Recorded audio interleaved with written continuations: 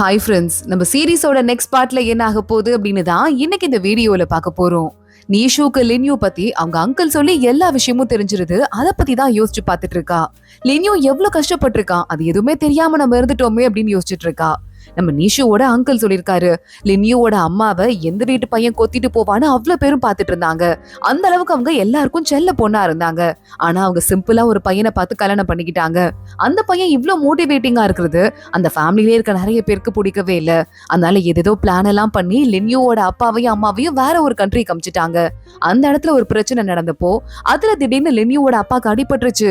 திடீர்னு மருத்துவ வசதி கிடைக்காம அவர் ஒரு கட்டத்துல இறந்தும் போயிட்டாரு. பாவம், எல்லாம் இவங்க பண்ண பாவம் தான், இப்படி இவங்க குடும்பத்தை போட்டு அடிச்சிட்டு இருக்கு அப்படின்னு சொல்லிட்டு ஃபீல் பண்ண ஆரம்பிக்கிறாங்க. நீஷு இத பத்தி தான் யோசிச்சு பாத்துட்டு இருக்கா. லின்யூ பாவம் அவங்க அப்பாவோட அம்மா அப்பா கூட வளர்ந்துருக்கான். அம்மாவோட அரவணைப்பும் இல்ல, அப்பாவோட பாசமும் இல்லன்னு யோசிச்சுட்டு போனை கையில எடுக்கிறா. லின்யூக்கு என் அம்மா கிட்ட என்ன மாட்டி விட்டல, உனக்கு பனிஷ்மெண்ட் இருக்கு அப்படின்னு வேணும்னே அவனை கொஞ்சமாவது லைட் ஆக்குறதுக்காக டெக்ஸ்ட் பண்றா. லின்யூ பாக்குறான், இதுக்கும் மேல நான் போய் சொல்லிட்டே இருந்தேன்னா உங்க அம்மா கிட்ட என்னோட கிரைம் ரேட் ஏறிட்டே இருந்திருக்கும், அது சரிப்பட்ட வராது பாரு, அதான் அப்படி பண்ணிட்டேன் அப்படின்னு சொல்ல அதுக்குன்னு எல்லாரும் முன்னாடியும் என்ன இந்த அளவுக்கு அசிங்கப்படுத்துவியா அப்படின்னு நீஷு வேணும்னே அவனை தொல்லை பண்ணிட்டே இருக்கா. என்ன பண்றது, வேற ஏதாவது சொல்யூஷன் இருந்ததா என்ன அப்படின்னு லின்யூ கேக்குறான். நீஷுக்கு கோவம் வந்துருது. கொஸ்டின் மார்க்ஸ் அமைச்சிட்டு என்கிட்ட எதிர்த்து பேசுற அளவுக்கு திமிர் வந்துருச்சான்னு டைப் பண்ணிடுறா. அப்புறம் ஒரு செகண்ட் யோசிச்சு பாக்குறா, நம்ம எப்போ இந்த லின்யூ கிட்ட எவ்வளவு ஃப்ரெண்ட்லியா பேச ஆரம்பிச்சோம், இவ்வளவு உரிமையா பேச ஆரம்பிச்சோன்னு அந்த டெக்ஸ்ட டெலீட் பண்ணிடுறா.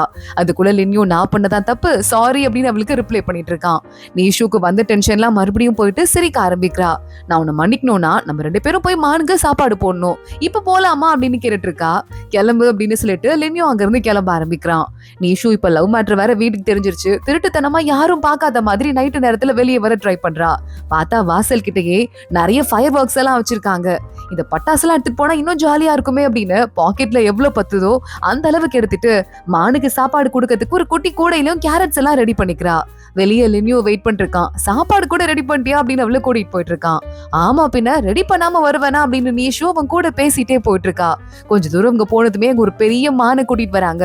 அங்கிள், மானுக்கு நைட் நேரத்துல சாப்பாடு கொடுக்கலாமான்னு கேட்க, இந்த மான் சரியான திணி பண்டாரம், எப்ப கொடுத்தாலும் சாப்பிடும் அப்படின்னு சொல்ல நீஷுவும் லின்யூவும் அதுக்கு சாப்பாடு போட்டுட்டு இருக்காங்க. நல்லா வயிறு ஃபுல்லா சாப்பிடுது. எவ்வளவு கியூட்டா இருக்கு, ரொம்ப அழகா இருக்கு அப்படின்னு ரெண்டு பேரும் பேசிட்டே இருக்காங்க. சரி, ஓகே, இதுக்கு மேல நான் சாப்பாடு போட்டா அந்த அங்கிள் நடிச்சிருவாரு, போதும் அப்புறம் பாக்கலாம் அப்படின்னு மானுக்கு நம்ம நீஷு பாய் சொல்லிட்டு இருக்கா. ஓகே, சாப்பாடு போட்டாச்சு, ஹாப்பியா அப்படின்னு லின்யூ கேக்குறான். ஜூக்கு நான் போகும்போதெல்லாம் இப்ப பாரு பேண்டா தான் பாத்துட்டு இருப்பேன், நான் மானையே கான்சென்ட்ரேட் பண்ணதே இல்ல, இப்பதான் மான் எவ்வளவு கியூட்டா இருக்குன்னு எனக்கு தெரியுது அப்படின்னு நீஷு சொல்றா. ஓகே, இப்ப நம்ம அடுத்து என்ன பண்ண போறோம் அப்படின்னு லின்யூ கேக்குறான். அது வந்து நீ வலிஞ்சிட்டு என்கிட்ட ஒரு சூப்பர் ஐடியா இருக்குன்னு பாக்கெட்ல இருந்து வெடிலாம் எடுத்து காட்டிட்டு இருக்கா. வெடி வைக்கலாமா, ஜாலியா இருக்கும் அப்படின்னு. லைட்டர் போய் யார்கிட்டயாவது வாங்கிட்டு வான்னு நீஷு சொல்ல லின்யூ வேகமா போய் வாங்கிட்டு வரான். இந்த ரெண்டு பேரும் சேர்ந்து அங்க வெடியெல்லாம் வைக்க ஆரம்பிக்கிறாங்க. அத ஜாலியா லின்யூவும் நீஷுவும் பாத்துட்டு இருக்காங்க. நீஷு அப்பப்ப திரும்பி லின்யூவை பாத்துட்டு இருக்கா. ஹாப்பியா இருக்கானா அப்படின்னு சொல்லிட்டு லின்யூவும் சிரிச்சுட்டே இருக்கான். நீஷு கிட்ட இப்ப கையில ஒரே ஒரு வெடிதான் இருக்கு.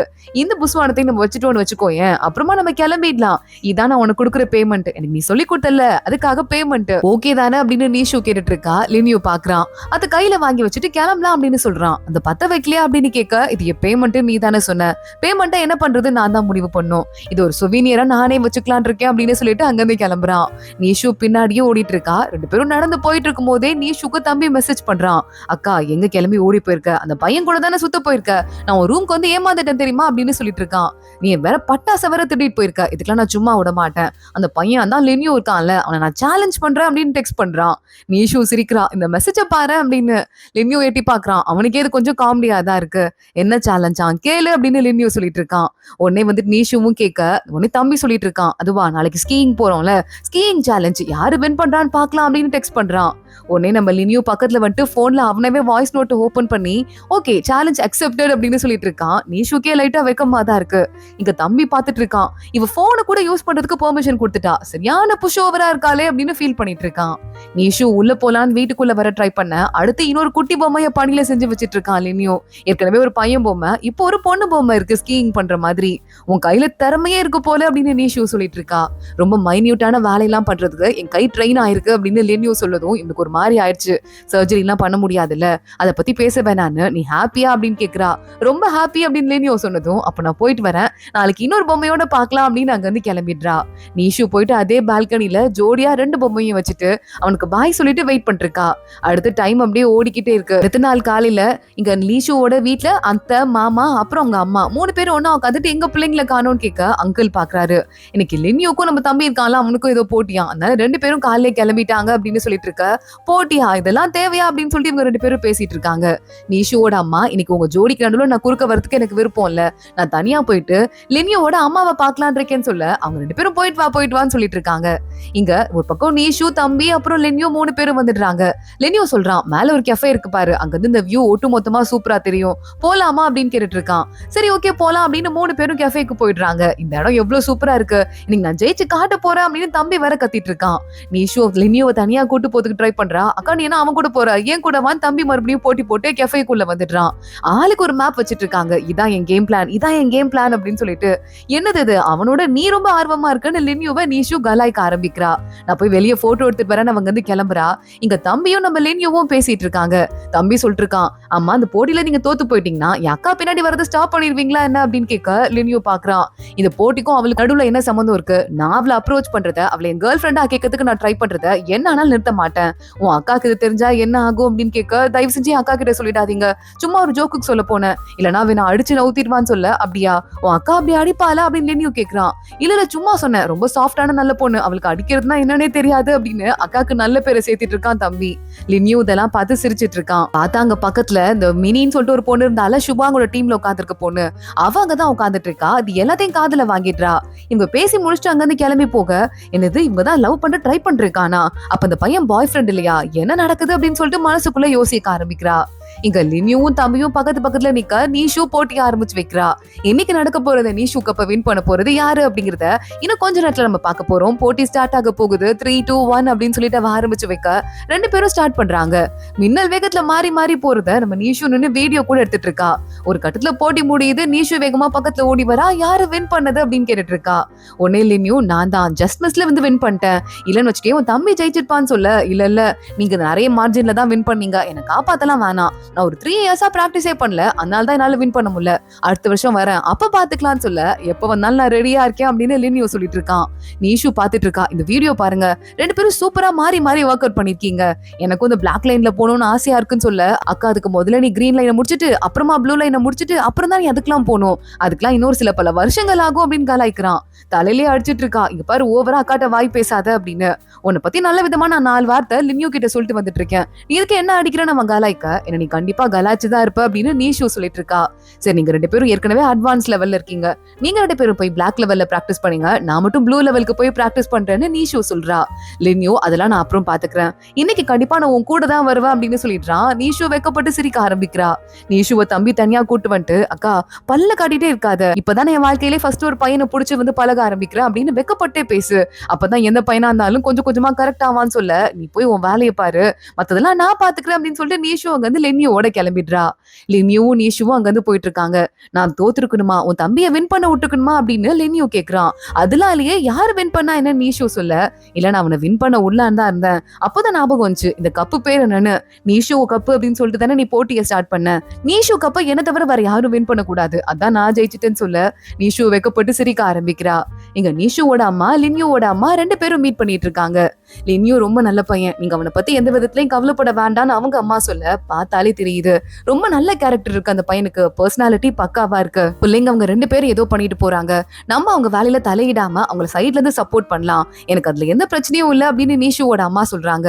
லின்யூ அம்மா, எனக்கு எப்பவுமே வந்து உங்க மேல ஒரு நல்ல அபிப்பிராயம் இருந்தது, அப்போ கொஞ்சம் வருஷத்துக்கு முன்னாடி நம்ம பார்க்கும்போது கூட உங்க ஹஸ்பண்டோட நீங்க தான் திறமையான ஆளா தெரிஞ்சீங்க, இப்ப பாருங்க இவ்வளவு வருஷம் ஒர்க்குக்கு அப்புறம் நீங்க டிவோர்ஸ் பண்ணிட்டீங்க, அவர் கம்பெனியை பார்த்துட்டு இருக்காரு, உங்களுக்கு எதுவும் கிடைக்கலையே அப்படின்னு ஃபீல் பண்றாங்க லின்யூவோட அம்மா.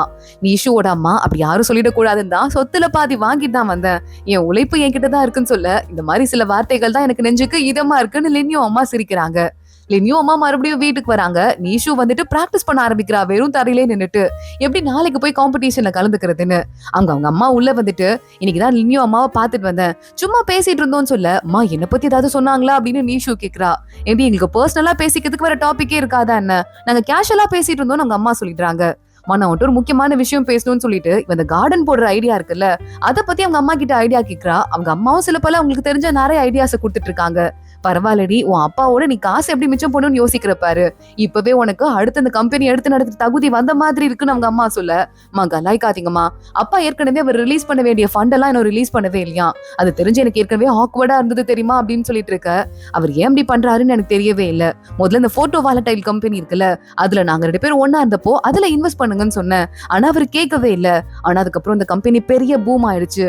அதுக்கப்புறம் வந்து பார்த்தா நம்ம இன்வெஸ்ட் பண்ணாம விட்டது எவ்வளவு பெரிய நஷ்டம் ஆச்சு அப்படிங்கறத உங்க அப்பா அப்புறம் தான் ரியலைஸ் பண்ணிருப்பாருன்னு சொல்ல, ஏமா அப்பா இப்படி பண்ணாரு அப்படின்னு நீஷு கேக்குறா. உங்க அப்பா வேற ஏதாவது வழியில யோசிச்சிருக்கலாம், அவரை பத்தி நீ தப்பா எல்லாம் பேச வேண்டாம். ஆனா அந்த கம்பெனி இன்வெஸ்ட் பண்ணவங்க எல்லாம் 10 மடங்கு லாபத்தை எடுத்துட்டு அங்க இருந்து கிளம்பி போனாங்க. ஆனா அதுக்கப்புறம் அந்த கம்பெனி அதுல பாதாளத்துக்கு கிட்டத்தட்ட போயிட்டு இருக்கு. இப்ப வந்து அந்த கம்பெனில கால வைக்கிறது சுடுதண்ணில கால வைக்கிற மாதிரி தான், எப்ப சுடும் நம்மளாலேயே கண்டுபிடிக்கவே முடியாது. அதனால ரொம்ப கேர்ஃபுல்லா தான் இருக்கணும். நீ ஒன்னே ஒண்ணு ஞாபகம் வச்சுக்கோ, பிசினஸ் அப்படிங்கிறது கண்டிப்பா நம்ம லாபத்துக்காக பண்றதுதான், அதுல எந்த மாற்று கருத்தும் இல்ல. ஆனா அப்பயும் நம்ம மனசாட்சியை எந்த விதத்திலயும் அடகு வைக்காம பாத்துக்கணும்னு சொல்ல, நீஷு புரியுதுமா அப்படின்னு சொல்லிட்டு இருக்கா. இங்க அவங்க அம்மா தனியா உட்காந்து யோசிச்சுட்டு இருக்காங்க. லின்யூவோட அம்மா சொன்னாங்கல்ல, அவங்க அப்பாவோட நீங்க தான் எனக்கு ரொம்ப பெஸ்டா தெரிஞ்சீங்கன்னு. அத பத்தி யோசிச்சதுமே இங்க நீஷுவோட அம்மாக்கும் அப்பாக்கும் அவங்க ஒன்னா இருக்கும் போதே நிறைய ப்ராப்ளம் வந்திருக்கு. 2 பேரும் சேர்ந்து பண்ணலாம் தானே இந்த பிசினஸ் ஆரம்பிச்சோம், எப்ப பாரு உன் ஐடியாஸே எனக்கு ஃபாலோ பண்ணிட்டே இருக்க, அதையே எனக்கு மேல டம்ப் பண்ற அப்படின்னு சொல்லிட்டு நீஷுவோட அப்பா அவங்க அம்மா கிட்ட திட்டி இருக்காரு. இவங்க அம்மா சொல்ற எந்த விஷயத்தையுமே கேட்காம இருந்திருக்காரு. அப்புறம் ஒரு தடவை இவங்க எல்லாம் வந்து மத்தவங்க கூட மீட்டிங் போகும்போது கூட, உன் ஒய்ஃப் தான் அதுல இன்வெஸ்ட் பண்ண வேணாம்னு சொல்லிட்டு உன்னை காப்பாத்திருக்காங்க போல, பரவாயில்ல லக்கி மேன் தான் அப்படின்னு அவங்க அப்பா பார்த்து மத்தவங்க எல்லாம் சொல்லிருக்காங்க. நீஷுவோட அம்மாக்கு கொஞ்சம் ஆக்வர்டா இருக்கு. இல்லங்க, நாங்க ஜோடியா எல்லாத்தையும் பேசிதான் முடிவு எடுப்போம், தனியான முடிவுலாம் இல்லன்னு கூட சொல்லிருக்காங்க. ஆனா அப்பயும் நீஷுவோட அப்பாக்கு இது எல்லாமே பயங்கரமா ஈகோ மேல ஹிட் ஆன மாதிரியே இருந்திருக்கு. இங்க அடுத்த நாள் மறுபடியும் எல்லாரும் கிளம்பி பனிப்பாறைக்கு விளையாடுறதுக்காக வந்துட்டு இருக்காங்க. நீஷு வேக வேகமா விளையாடி முடிச்சிட்டு ஃபேமிலியோட உள்ள போயிட்டு இருக்கா. போற வழியிலே பார்த்தா ஒரு பொம்மையை வச்சுட்டு போயிட்டு இருக்கான் லின்யோ. அதையும் எடுத்துட்டு உள்ள போறா. அடுத்த நாள் லின்யோ, நீஷு அப்புறம் நம்ம தம்பி 3 பேரும் கிளம்பி வெளியே வராங்க. இன்னைக்கு வந்துட்டு நம்ம லாஸ்டா விளையாட போறோம், அது மட்டும் இல்லாம நீங்க நாளைக்கு கிளம்ப போறீங்கல்ல அப்படின்னு லின்யோவை பார்த்து கேட்டுட்டு இருக்கான் தம்பியும். நீஷு சொல்றா, ஆமா ஏன் அதுக்குள்ள கிளம்புறீங்க அப்படின்னு கேட்க லின்யோ பாக்குறான். நாளைக்கு நாங்க வந்து ஷாங்காய் போனோம், அதுக்கப்புறம் எங்க அம்மா அங்க வந்து சுவிட்சர்லாந்து கிளம்பி போறாங்க, எங்க அம்மாக்கும் அவங்க ஹஸ்பண்ட்க்கும் அடுத்து ஒரு வேலை இருக்கு அப்படின்னு சொல்ல, சரி ஓகே அப்ப இன்னைக்கு நம்ம நல்லா ஃபன் பண்ணலாம் அப்படின்னு இந்த 3 பேரும் ஃபன் பண்ணிருக்காங்க. அதே நேரம் பார்த்தா அங்க அந்த ஷுவாங்கோட கம்பெனி ஆளுங்களும் ஒன்னா வந்துட்டு இருக்காங்க. அந்த பொண்ணு பாரு, அவன் வந்து அடையாம விட மாட்டான் போல, எப்படி ஃபாலோ பண்ணி கூடவே வந்துட்டு இருக்கான். கண்டிப்பா அந்த பொண்ணு லவ் பண்றது இன்னும் சீக்கிரம் நடக்கும் போல அப்படின்னு மினி பக்கத்துல ஒரு பையன் உட்கார்ந்துருந்தான்ல, அந்த பையன் சொல்லிடுறான். ஷுவாங் பாக்குறான், யார பத்தி சொல்றேன்னு கேட்க, அதான்டா உன் ஃப்ரெண்டு பொண்ணு, அந்த பொண்ணை தான் லவ் பண்றான் போல அந்த பையன் சொல்ல, என்னது அந்த 2 பேரும் பாய் ஃப்ரெண்ட் கேர்ள் ஃப்ரெண்ட் இல்லையா அப்படின்னு ஷாக் ஆயிட்டு ஷுவாங் பாக்குறதோட தான் இன்னைக்கு எபிசோட் முடியுது. அடுத்தடுத்து என்ன நடக்க போகுது தொடர்ந்து பார்க்கலாம். இந்த வீடியோவை லைக் பண்ணிக்கோங்க, மறக்காம நம்ம சேனலுக்கு சப்ஸ்கிரைப் பண்ணிட்டு பெல் ஐகானையும் கிளிக் பண்ணிக்கோங்க. அடுத்த வீடியோல பார்க்கலாம். அது வரைய பாய்.